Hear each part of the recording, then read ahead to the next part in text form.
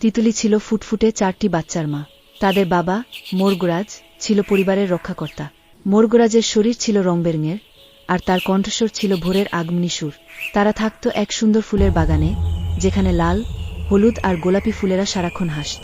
একদিন সকালে যখন তিতুলি তার বাচ্চাদের নিয়ে দানাপানি খাওয়াচ্ছিল, মর্গরাজ তখন বেড়ার উঁচু খুঁটিতে দাঁড়িয়ে চারিদিকে নজর রাখছিল।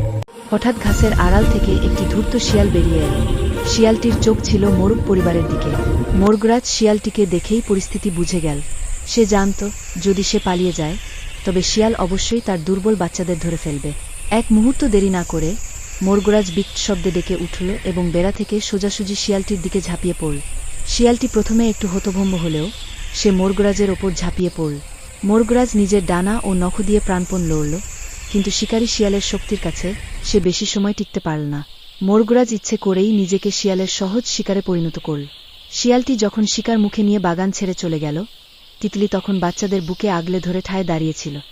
মর্গরাজ চলে গেছে, কিন্তু তার বীরত্বে তার পরিবার বেঁচে গেছে। মা তিতলি বাচ্চাদের চোখে চোখ রাখল, যেন বলল, তোমাদের বাবা আমাদের বাঁচিয়ে গেল। সেই দিনের পর থেকে মর্গরাজ আর ফিরে আসেনি।